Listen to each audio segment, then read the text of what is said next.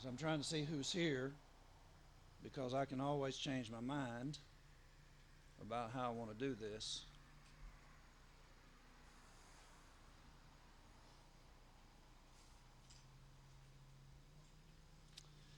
Man, I would love to plug in my hard drive. Are y'all here to see people be convicted? Give me a minute. Huh?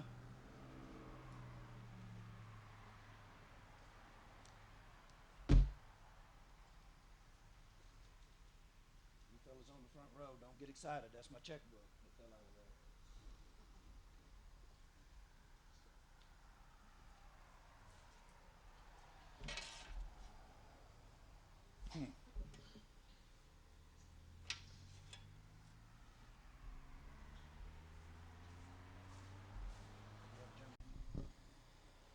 Meet my new grandson, and that's why I say we're in serious business. Tanner was baptized in 2017. I don't know how it is with y'all, but we don't baptize people in our mind unless it's surefire they know what they're doing, and we sure don't baptize kids. There's no kids. I mean, y'all think about it. What are your kids like? Don't anybody quote me and say that I said you have to be in college to be baptized, but what are your kids like these days when they go to college? Wild. I was working with grown people when I was 12. Grown people. And they didn't want to hear me groan either. When I said my back hurt, all I heard was, you don't have no back. That's not the way it is today, is it? Kids grown and their parents get them a video game. It's bad. So I'm saying,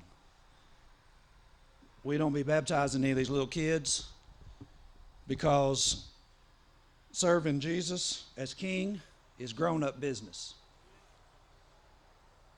So, this is the kind of stuff.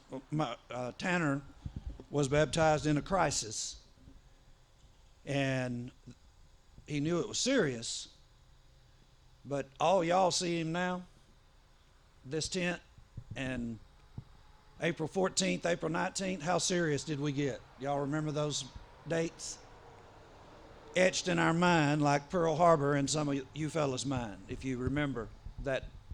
I'm not dating everybody, but that was serious. Infamy goes down in infamy is what Roosevelt said. Anyone see this? You know, Oral Roberts actually came to Martinsville, River Hill. I think I told one night a guy said that Oral Roberts got $100 out of him.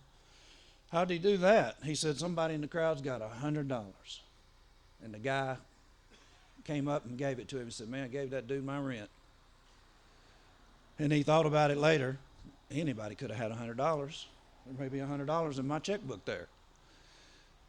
Ridiculous, isn't it? So this guy, I'm telling y'all, moving to Virginia was a treat for me.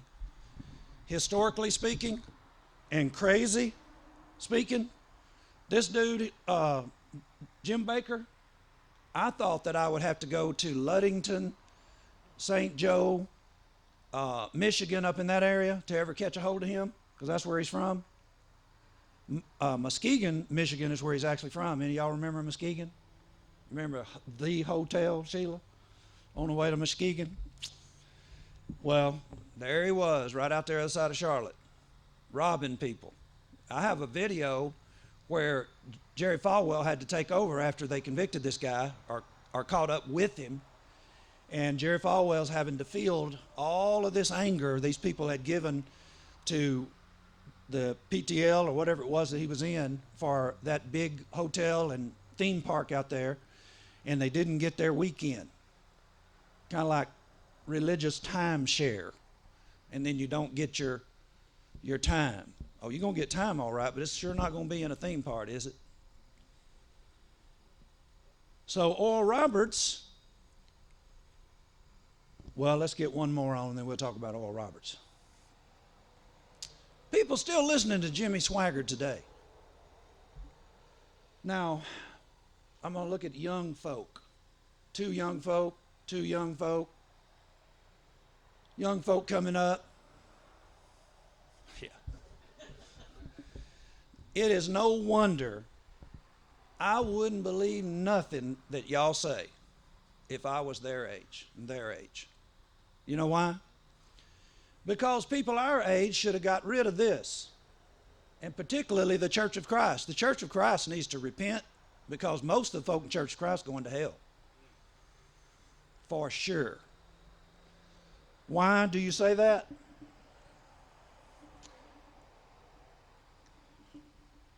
Six or five, darkness that's in you.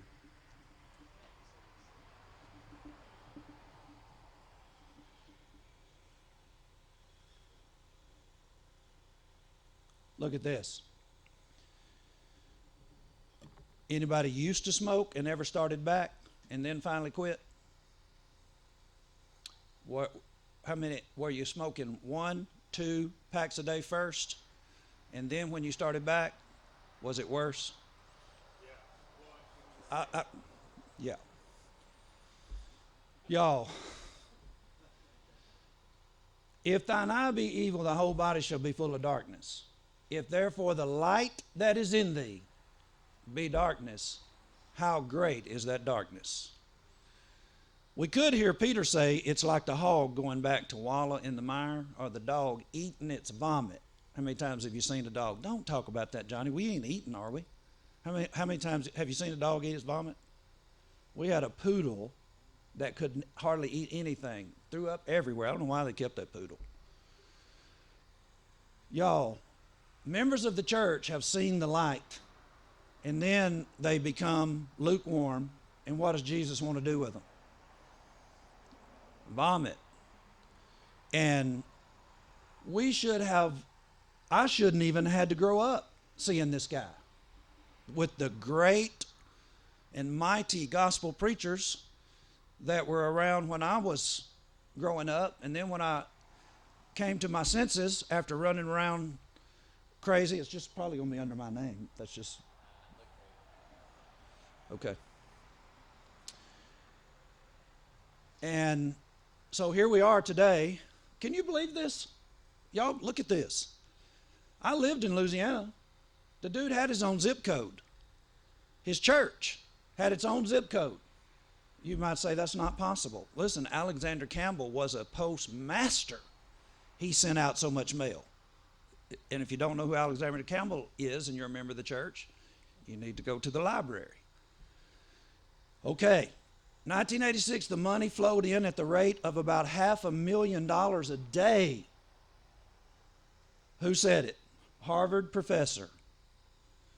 Now, Oral Roberts. In 1980, Oral Roberts said he had a vision. Boy, I'm old, because I remember this.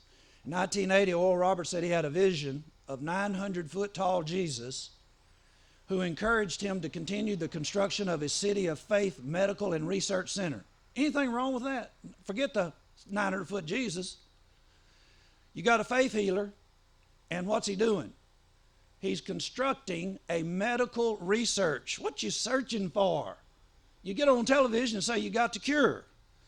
Listen, y'all, I kind of wonder if we need to apologize to God for letting the corona come in here and get rid of all the Pentecostals. Here we are fighting, I'm saying we now, Danville and Martinsville, we are getting with it, are we not, on the Pentecostals? Y'all say amen.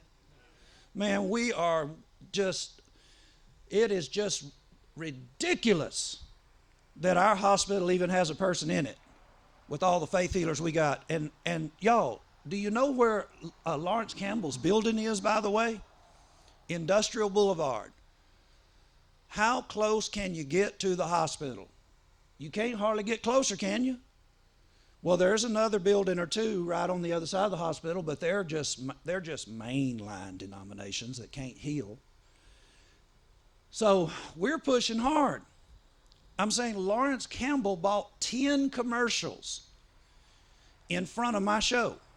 He's the apostle of the world, in case you don't know, brethren from Winston-Salem. Y'all hadn't heard of him? He's the apostle of the world. Well, that's just what his title is. He bought 10 commercials in front of the broadcast because he thought that I had a contract with the TV station that said that I couldn't talk about people that were paying customers.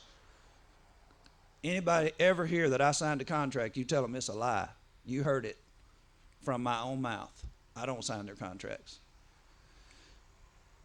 And we talked about him big time. Put cameras on his $800,000 house. How do you know he's got $800,000?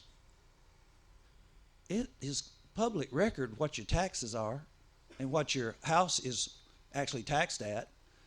Has a $200,000 Bentley, and he can't stoop to heal somebody during this coronavirus. He ought to be having himself a tent or a booth up there at the hospital. They should have invited him to come. So here's Oral Roberts, 1981. It opened, supposed to open. It included 3 skyscrapers, the tallest building, CityPlex Tower, which stands at 198 meters, 648 feet with 60 floors.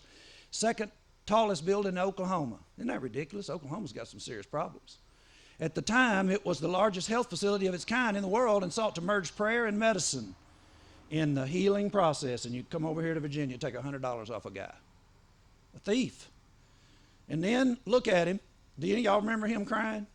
Man, can you get that guy's crying out of your mind? Man, I'll give you money to shut up.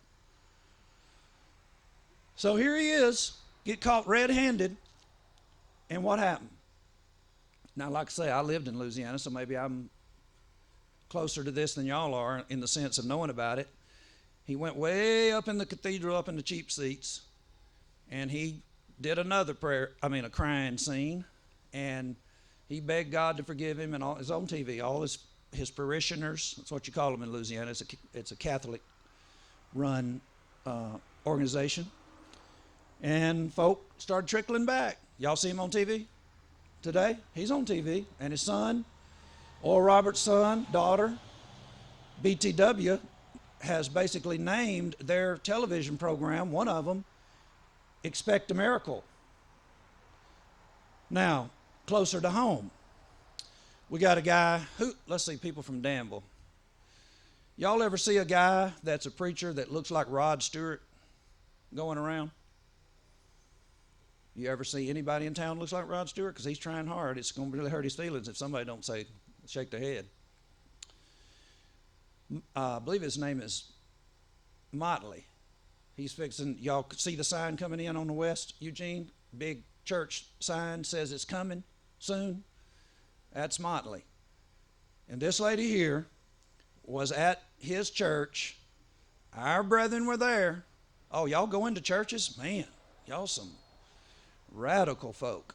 Right up there with Paul going into the synagogues and saying, y'all killed Jesus. So our brethren went in, took this picture. She's sitting in the middle of the aisle. Jesse DePlantis, another Louisiana boy. He's cousins with Jerry Lee Lewis. How about that? And he and Jerry Lee got some stories, basically, about getting in trouble in church.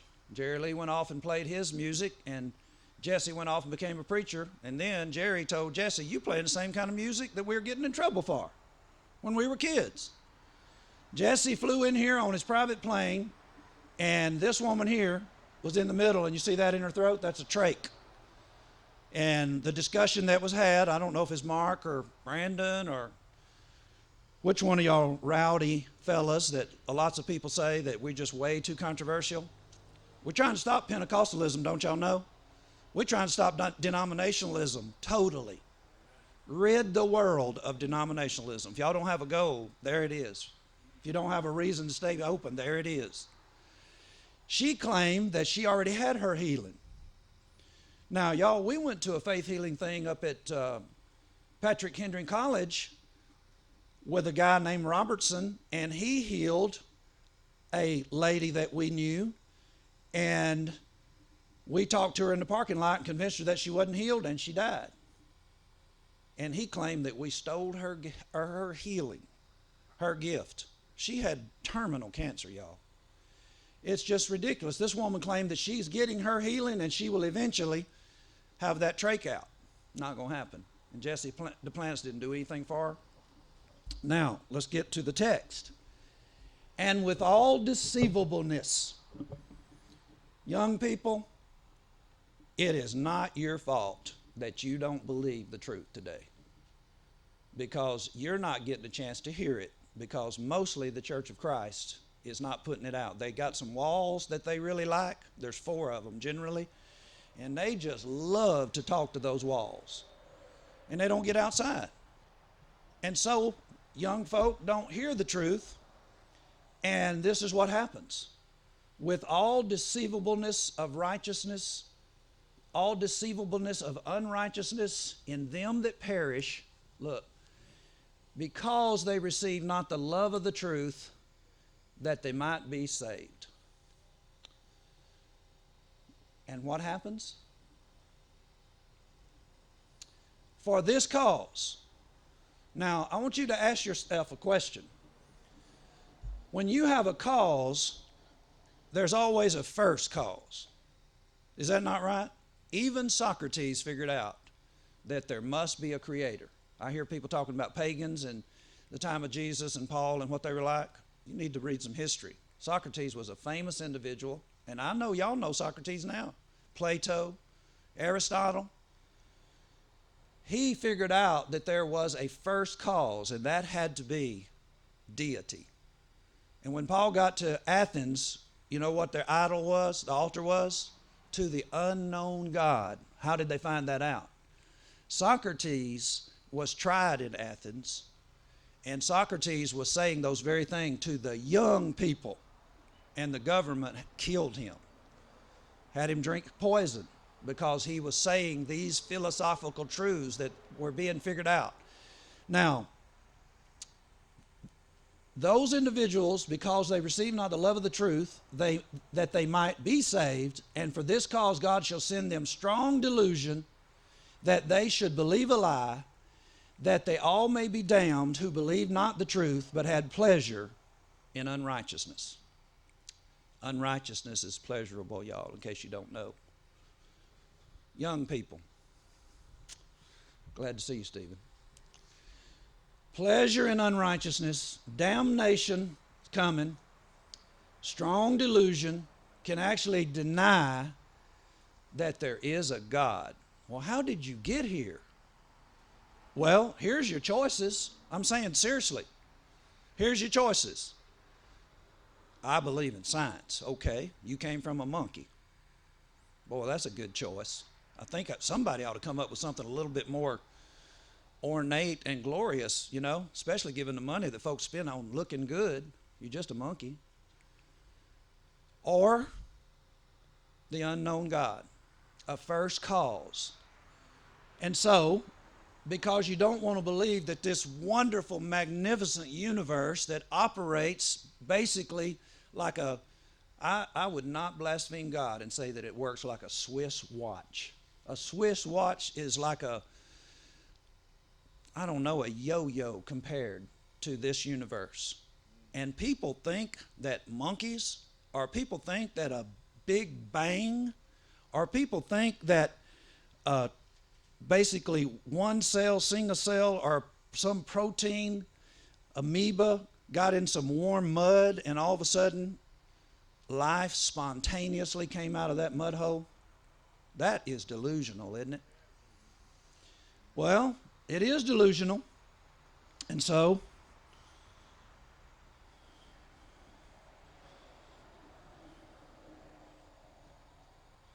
let me put this in play here. It's delusional. I'm going to skip that and come back to it. So what are we doing about it?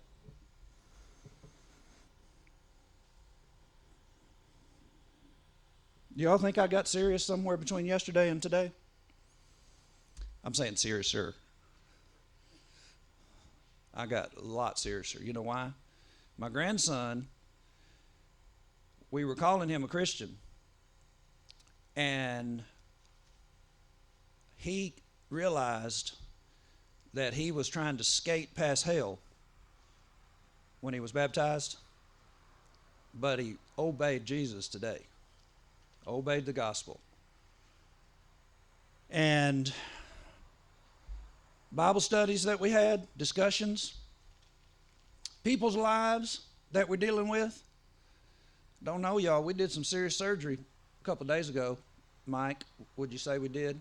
And there's Mike back there. He was the one. Boy, we just doing some precision surgery. What were we using? Hebrews 4:12. The word of God is sharper than a two-edged sword. It can tell the difference between your thoughts and your intentions. I didn't mean to, Mama. Oh, yeah? You can't tell God that. His word will act, and if you know how to use it, you can actually get that out of there. Now, what are we doing about it? Well, this one is 26, and y'all, basically, Caleb is dying. That's just what's happening right in front of us. 2 years ago, I pulled up to his house. He looked like a cancer patient, and he's telling me, I'm fixing to go to the emergency room. They put him in the hospital, want to take part of his colon out. And they put him on high-priced medicine. Every month, he sits in a chair and takes an infusion. You know what infusion is a fancy word for? It's a fancy word for chemo. And now it's quit working. And wonder why. This debate took place. Guy came from Billy Graham's home, Asheville, North Carolina, wanted to debate. Y'all, being on television is one thing, but having a televised debate on it is on television, it's televised. Anybody seen a televised debate before with the Church of Christ? I've seen one. It was put on by the Baptists, though. A white-haired guy, I can't think of his name. He's been white-headed all his life, as far as I remember. Anyway, he's a Baptist apologist. But other than that, pretty much, no. John Ankerberg. Now, we'll skip that one. Come back to it. This is Caleb with the mouth of the South, Nation of Islam. Do I have any respect for him? No. Do I have any respect for this guy? No. Who does he belong to? He's the devil's agent. He's preaching Baptist doctrine, not in the Bible. So basically, what we're trying to do, now you might say, why are you doing this? Look, can I ask you this? When you have your air conditioner go out, let's say you buy a home, your first home, and your air conditioner goes out, do you just start in the yellow pages, no yellow pages anymore, on the internet, or do you ask somebody that you know? Do you know anybody that works on air conditioners? And generally, they'll tell you that if they've got a guy or they had a guy that did it, don't get him, get this guy. This is basically what people do, is they do business so well that they put the competition out of business. But you have to hear about it, don't you? Ain't nobody going to give you word of mouth if you're not doing a good job. And so I'm basically trying to set the stage, first of all, that we are actually doing what we say. And if I'm pressing tonight about doing something, then I want to make sure that you're recognizing what we're doing and how we're doing it, or how well, or not so well. Now, we got people from all over the Eastern Seaboard and then Kentucky here tonight, and they must have heard something. This is Malvester Muhammad. We will respect his wishes. He said that somebody gave his family the name Dixon, and their name was not Dixon, and I agree, he's not a Dixon. So he's decided to be in the Nation of Islam. I debated him. It took him 10 years to live up to his word to debate me, but I will give him this. He had to go to prison for murder, and the Nation of Islam helped him get out. And so here he is with Caleb debating. In case you haven't heard, the Nation of Islam promotes a book. It's their #1 book, and it's called A Message to a Black Man. And you know what the message is? The black man made the white man, and he came from the devil. Folk acting like the devil. Jesus said that, your father is the devil, so what's wrong with them saying that? Isn't that right? John 8. So this is his second or third debate. What's this guy's name?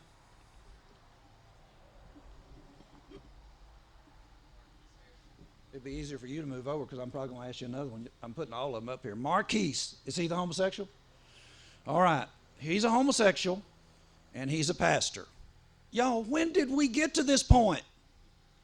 When are we going to be alerted that we're going to lose the country? When the riots end up turning into a civil war? I mean, we could fix the white-black problem, couldn't we? Man, homosexuality is where God destroys the whole thing. Y'all heard of Sodom and Gomorrah?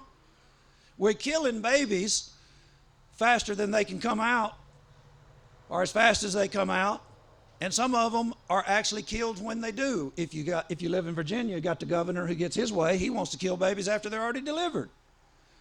So we've got the recipe for Pharaoh, for his Egypt. They're killing Hebrew babies. And then we got the recipe for Sodom and Gomorrah, both of them at the same time. How are we going to escape the wrath of God? Please tell me. And so now, not only do you have homosexuals, you have homosexual pastors. So I think people just got used to women pastors, and now you got homosexual pastors, and you got the Methodist Church basically rearranging their whole system. And you know what? I know why the Methodists are doing it. Do y'all? Homosexuals got money, honey, because they ain't got no honey. You get it? Homosexual men are with homosexual men. Do you think, remember the story about Elvira? Honey, Elvira got a brand new ring. Diamond, big old diamond, pear-shaped. It turned pear-shaped since we talked last. And the husband says, so, you know what? If Elvira works right beside me and I'm tired of looking at that ring on her finger. Well, homosexual men, they don't do each other like that. And they don't spend their money like that. They keep their money. And guess what? They got lots of it because they're not spending it on honey, because that's just not the way homosexual men work. I don't know about the women. I'm not a woman. I'm a man. I know how men are. So the Methodist Church knows if they can't get their homosexual kids to come back, then they're going to lose their kids and their church is dying. And so they open up the doors to the homosexuals. The church starts blossoming. Money. And we sit by and just wonder, there he is. Got his collar on backwards. Reckon somebody ought to tell him? Stupid. I'm talking about folks are just stupid. And for the life of me, I can't figure out why this kid right here is up in this in the first place. Why isn't some giant, y'all know some giants over in Winston-Salem? Y'all got a famous preacher? I never heard his name. He didn't make it over here. You know what I'm saying? We got some giants in the brotherhood, but they love four walls. I expect that's why y'all here. We're doing evangelism outside where people that's got the corona scare, they can come in or they can travel from wherever.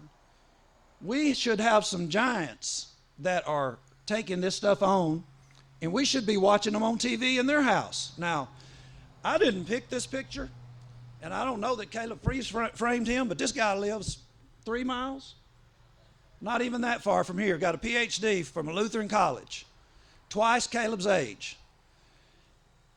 And he wouldn't agree to debate unless Caleb didn't use, man, look at this.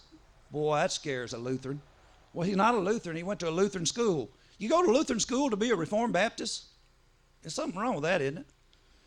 They sprinkle down to the Lutheran church, don't you know? And he went to a Lutheran school in order to get his Baptist education, and he wouldn't let Caleb use this very scary, that is scary, y'all, that's the word of God. So here's this guy, 26 years old, on TV. It's one thing to be on TV with a homosexual pastor. You know he can't know much. Or Malvester, who is into totally another religion, and a guy from Asheville, well, they call it Backwoods Bible. That's what their show is called. They from the backwoods, all right. But a PhD, and y'all, do you know, I'm trying to make a point here. Do you know what an earned PhD is? Mr. Cha-Cha down here at Teamwork that gave Michael pen his bachelor's degree, which no religious institution can give. They can't give, not in Virginia, you can't give out a bachelor's degree in a religious school. You might be saying, Johnny, I know you didn't just say that. Liberty University is the biggest religious school. They say in the United States, they give out bachelor's degrees, not recognized by the state of Virginia, they don't. And nobody around here knew that until I put it on television. Everybody thought those guys were accredited. They're not.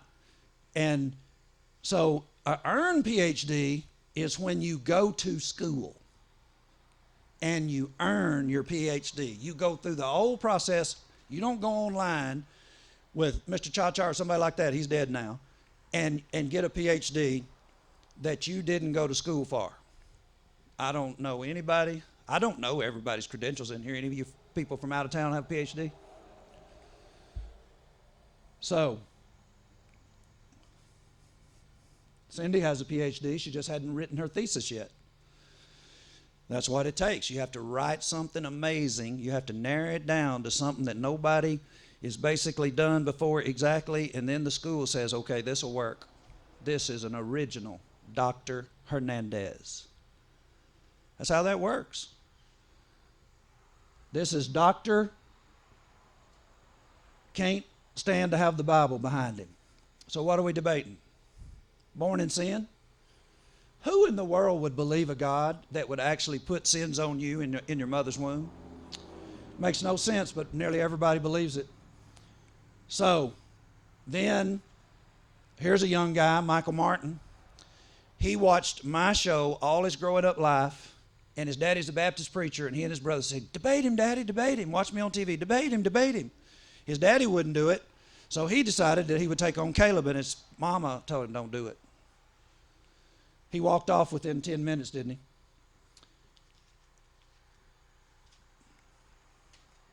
Y'all remember him? He's still out there. He came to tent last year. Methodist preacher, graduating from Duke Divinity, and they wanted him to sign off on women preachers. Now he would have to sign off on homosexuals. Levitas Nunley.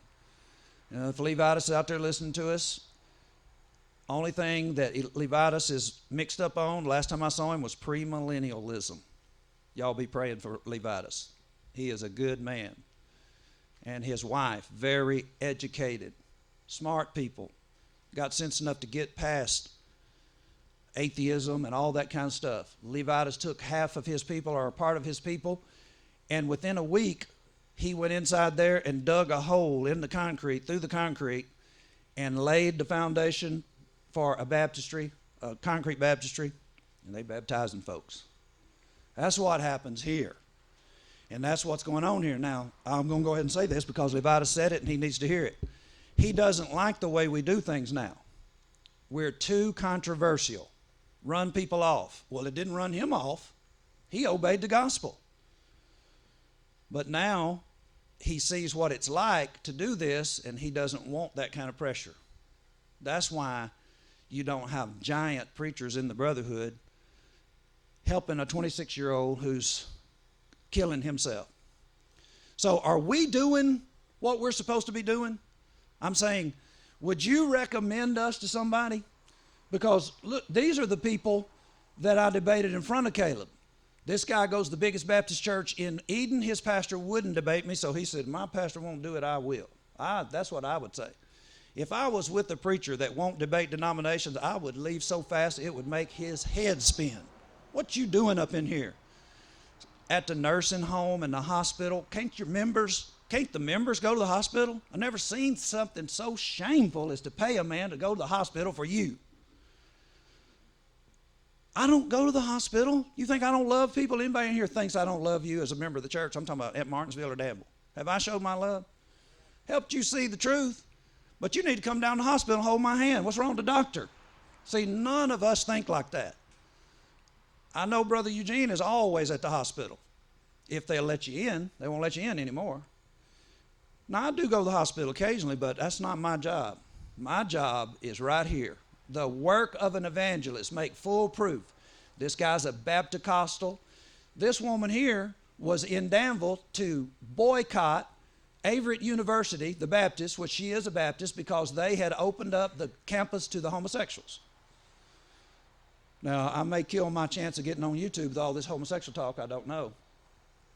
But she is Fred Phelps' daughter, and they basically hold up signs about homosexuals all over the United States, boycotting our armed services individuals when they come back from overseas dead. This Dan Parker, he's a very well-known primitive Baptist preacher. This is A.C. Smith. There's my PhD. He has an earned PhD too. He's in the Southern Baptist. All these happened in 2004 and 2005, and I didn't go see any of them. You know, we have people that hunt debates. I didn't go see these people. This may be why the giants don't get on TV. They came looking for us. These people in the Church of Christ think they're going to get on TV over here in Billy Graham's hometown, home area, home stomping place, Jerry Falwell. No way. So they all line up, want to debate. Now this guy here, he is an apostolic. He is a person under Bishop L. Bonner. Y'all heard of Bishop L. Bonner? Bishop Bonner. William L. Bonner. I'm sorry, I was saying Bishop. William L. Bonner comes in here from New York, and he sets up a school, and J.C. Richardson is his number one man. He made me sign a contract. I take that back. I did sign a contract. I signed a contract with this guy saying that I would be willing to let him come on my show. How about that? Let him come on my show. And that we would have equal time. Well, he got to speak first, and he never shut up. Spoke the whole time. Here's one of his protege. He tried to heal somebody. Somebody Sheila knew. Had palsy. Couldn't do it. Brian Edwards. He's been in 4 different kinds of Baptist church. Armando Deloa flew in here from California. He was connected with this fellow right here named Robert Bayer, who is a big-time apostolic, United Pentecostal. This fellow here, he was going to debate, but he decided to study his Baptist Bible, and he realized that he was the one wrong, and he was a Baptist preacher, and he became a member of the church before the debate. This fellow here, he's an agnostic. He took nerve pills before the show, and you can look at him right there. He looked like that pretty much the whole time. And then here's Malvester. And then this is the new Nation of Islam on Detroit, Michigan television. And then this is the local atheist who's a science teacher over in Reedsville. Now, y'all, some of y'all are visiting. And you might say, well, everybody's seen this. Listen, I don't show this on TV. This is my report. This is what I show to people that make me prove that I'm working. Now, their preacher can talk to walls. But for me to get money, I have to show them I'm working. You know what I'm saying? So, folk that are visiting us, y'all have not seen all these people at one time, have you? You ever seen them all, Ben? That's because you might say, well, this is kind of like you're just up here bragging. Listen, we're not bragging. We're trying to convince you that we're working ourselves to death. And the reason why is sitting right here, right there, right there, right there, right there. Young people, they don't know nothing about the Church of Christ. If they could find out that there's a church out there that's just as sick and tired of this foolishness in religion as they are, they might actually say, you know what? This sounds like it might be real. Well, I can tell you this. It's real hard. Don't know what's going on over there. But it could be me. What do you think? Let me switch out my end. Everybody stay calm. This little setup here might have got hot. Appealing to the young people. So we had to have some technical problems. Y'all don't do anything without video, do you? I don't blame you.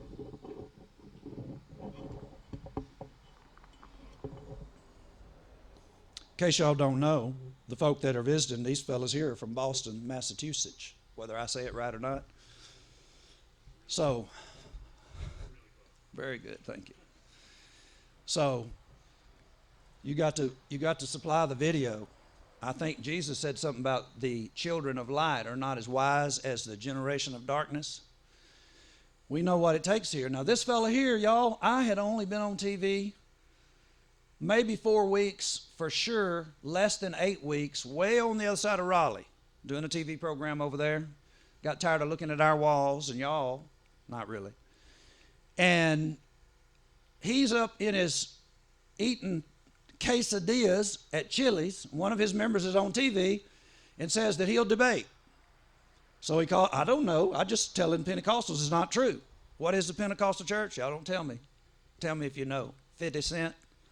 I knew how to say 50 Cent the other day. 50 Cent. I knew how to say it. I just want to make sure that y'all realize Pentecost means 50 cent. So he's a Pentecostal, and he says, "You're bothering my quesadillas? I want to come on." These are the ones who didn't come. Bayer, he was down in Martinsville and with Benny Dodson, and when I went over to talk about debate, he said he wanted to put a book together with me. And I said, "I'm not putting no book together with you. You're a false teacher." And Benny Dodson took me by the clothes, tried to sling me down. I don't guess Nancy's here. Ronnie Martin pretty much got him off of us, got him off of me. Guy done lost his mind. Now this is Jerry Falwell's son. He's still praying about it. And this is Ergen Cantor, who lied about going to jihad school. Now get this, y'all. The guy converts after 9/11 and lies about his conversion, claims he was in jihad school, and Liberty was dumb enough to listen to him and made him the president of their theological seminary. And you can probably still get online and see this dude be tased in front of the students. Got to keep them kids involved. I'm not about to be tased. Even if y'all leave, I'm not about to be tased. So come to find out, people were listening to his message in Dallas and in Jacksonville, Florida, and guess what? He couldn't keep his lies straight. And they played them together, and they said, "This dude's lying." Elmer Towns told me that you don't have to have your conversion experience all the way, like you don't have to have it all the way correct, but that was 1 year. Next year, he was gone. Now, y'all, this is not funny. Here's the sad part of it. His kid killed himself since then. He lied about his conversion. He went to school in Columbus, Ohio. He didn't go to jihad school. And so this is Ergen Cantor. He coached Mitt Romney, and I know why Mitt Romney didn't win. This dude, he acted like a little girl when I was in his office. And we have him on television with Charles backing out of the debate after he had already said on camera that he would be willing to debate. Charles tried every way he could. How about if Johnny, in a tent no less, in North Carolina, over in Pelham, he didn't show up, and Charles said, "Well, what about if Johnny came to Liberty?" "Well, we have to check our schedule." This is Elmer Towns. This is the one that got Micah arrested, perjured himself. And I hope he hears this and challenges me, did he perjure himself? He knows he perjured himself in court. But the reason all that happened is because he said he was going to debate. And then he backed out after we had put ads up. Now, let's go back this way. This is Judith Reisman. Now, y'all, it is really serious when Ronald Reagan hires a juvenile justice department head whose basic target is playboy, hustler, and there's one more I can't think of. Don't tell me. I'm glad I don't remember. The biggest magazines, pornography magazines in the nation. And her goal was to prove that they were involved in child pornography and that they were photoshopping. Now, y'all, I know that people are used to hearing all kinds of garbage on TV, but when you hear somebody talk about the truth, you got to keep it kind of low down because our kids might hear something. Seriously, if your kids are in public school, there ain't no telling what they've already heard. I'm saying Caleb was in the first grade, and we had to go down to the principal's office because what one of the kids was telling him, and they were talking about, didn't know what they was talking about, but they're still talking about it.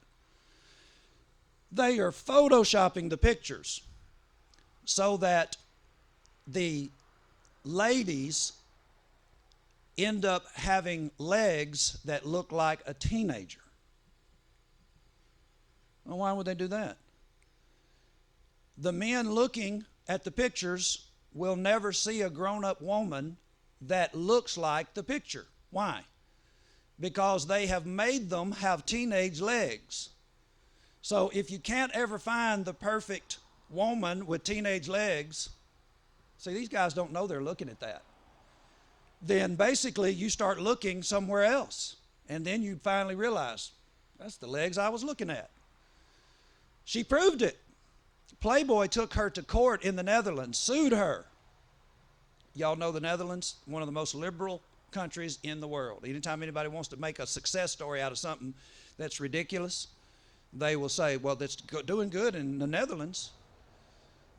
She beat them in court in the Netherlands, and then she proved, now, I know that some of this is going to date some of y'all, but some of y'all older folk who are grandparents and not teaching your grandchildren, you need to hear this.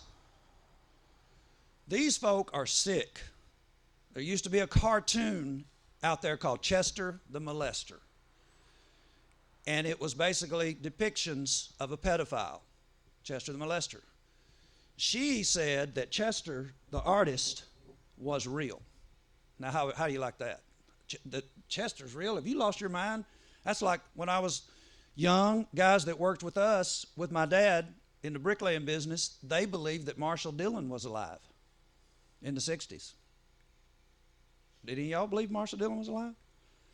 When I was on the TV in Martinsville, we had a palm reader that was in California that they brought in, as just a filler. And people would call me up after she went off and said they want to talk to her.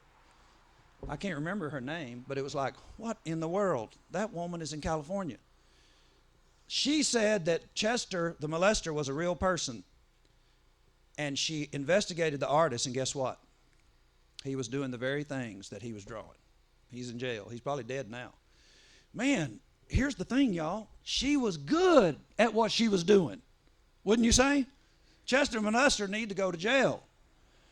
And basically she told me in this interview, at Liberty, where I was banned, well, how'd I get in there? Listen, y'all, I don't pay attention to that garbage. You can ban me if you want to. You think Paul wasn't banned? Whose law are we obeying here? I have people all the time ask me, aren't y'all doing things that are against the law? And so what if we are? Whose law is at the top? You never heard any missionaries who actually take Bibles in behind the Iron Curtain? Oh, they breaking the law. But Peter and John answered and said unto them, whether it be right in the sight of God to hearken unto you more than unto God, you be the judge. We're sitting right up in her office. She's a fellow at Liberty University. And she told me that Big Pharma, what's Big Pharma? I didn't know. I was sitting there, what's she talking about? She just kept on, Big Pharma, Big Pharma, Big Pharma. Pharmaceuticals got her job. Individuals that were in the government, she said she was getting close to some of the pedophiles in the government. Oh, pedophiles in the government? Man, we got an organization that actually operates. NAMBLA. What does NAMBLA stand for? I'm not going to try to memorize it tell it out to you, but it is pedophilia. That's all they're about. So, we're going this way. Now let's go back up. So, what I have to prove tonight, and that's all I'm going to do, now that I've basically shown you how terrible this stuff is, and I'm basically showing you that we're on the wall. We're on the watch. We got some other folks that are wound up tight that are on the wall with us, and they're on the watch. What are we looking for? Well, we're looking for individuals who will be interested just for a little bit, that will recognize what's going on around them. And when we talk about a pedophile, listen, a pedophile will wait for your kids at school when you're not around and try to talk them into getting in the car, some foolishness, get you off somewhere. These folk are predators preying on your kids, trying to pray that they get a hold of your kids. Now you might say, John, what are you doing? Listen, get on the internet and see how many individuals around here actually have a record, because at least our laws do let us know when somebody has broken the law to that degree, and they're trying to keep their eye on them. And you would need to keep your eye on them too. So What we're talking about is God will send a strong delusion. Now here's a delusion. The delusion that people in the Church of Christ have got is they're going to heaven without doing anything for lost folk. Now just think about that a minute. I'm not spending my time involved with lost folk. Well, can I ask you something? Did you know that this verse was in the Bible? If you're not involved with lost folk, you got a master problem. What you talking about? Slavery's over. Oh man, slavery just started. When you become an adult, slavery starts.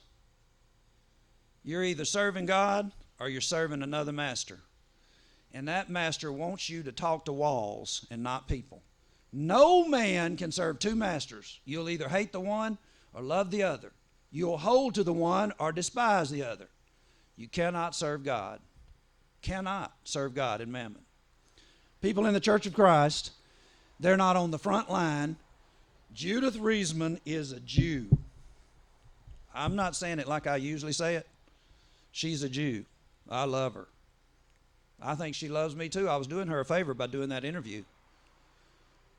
Put her on television. I love her because she's doing our job and she's doing it well, and she got fired. So here we are. We're thinking that everything's okay in the world. So here's what we need to do. We need to look at an account in 2 Kings chapter 22 briefly of how this works, because I said 2 Kings, but it's 1 Kings 22. I'm going to look at about 20. Now, this is about King Ahab, and King Ahab sold himself to do evil.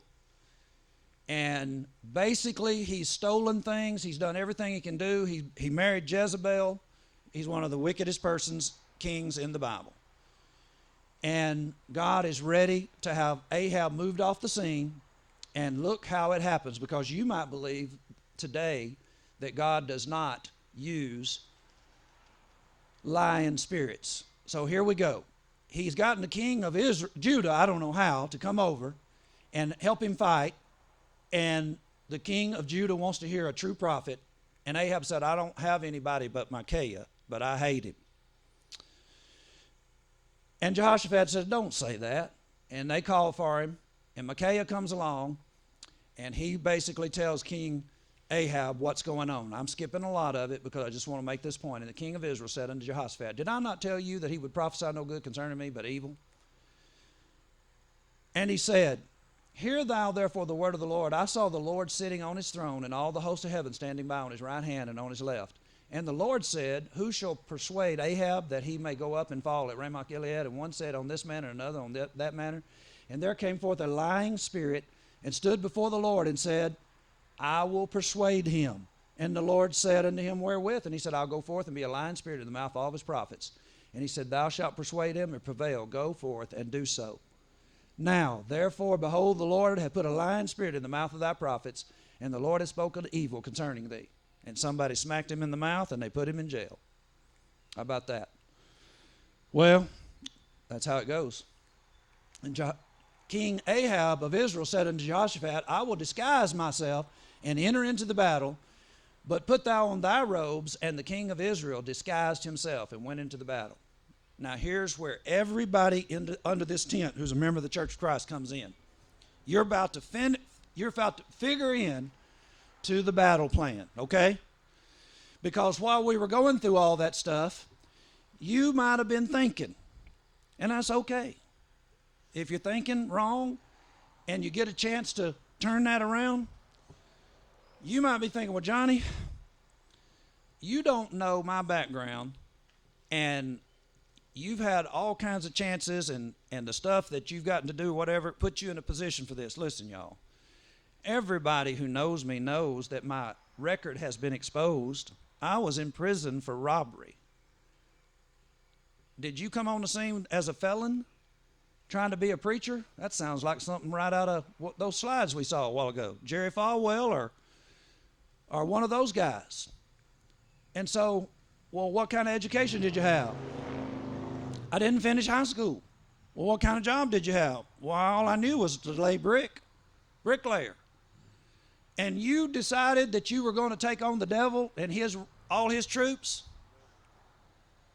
I read my Bible. I didn't say I was stupid. I read my Bible. There's a shepherd boy in there named David that decided to take on a giant with some rocks. How about that? Well, some people actually said I had rocks in my head for thinking that I could do something that the rest of the giants around there that were called gospel preachers weren't doing. So basically, we're fixing to enter in. You don't have a worser story than what I had to deal with to start fighting against denominationalism. There is no reason why we can't take on denominationalism except master's problem. I might lose my job. You might. I've lost mine on more than one occasion.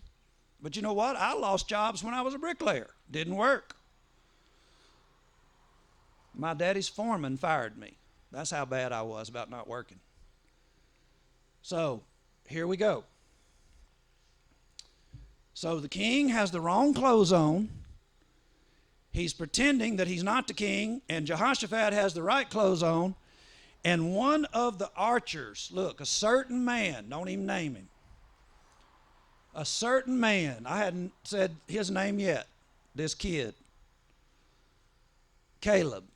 A certain man drew a bow at venture. You know what that means? Got to get in the fight. I don't know if I can hit anything, but I'm going to give her a try. Let it go. And smote the king of Israel between the joints of the harness.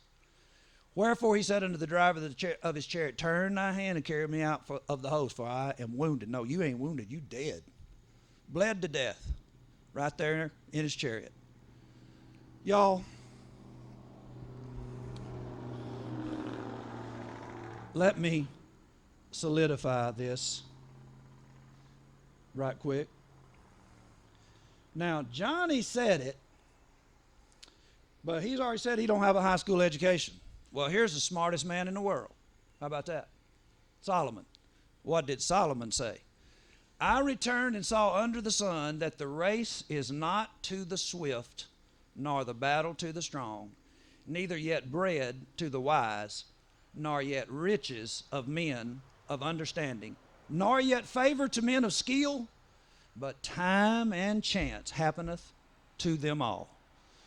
You know, brethren, I have used arguments that brethren and sistern actually gave me in Bible studies.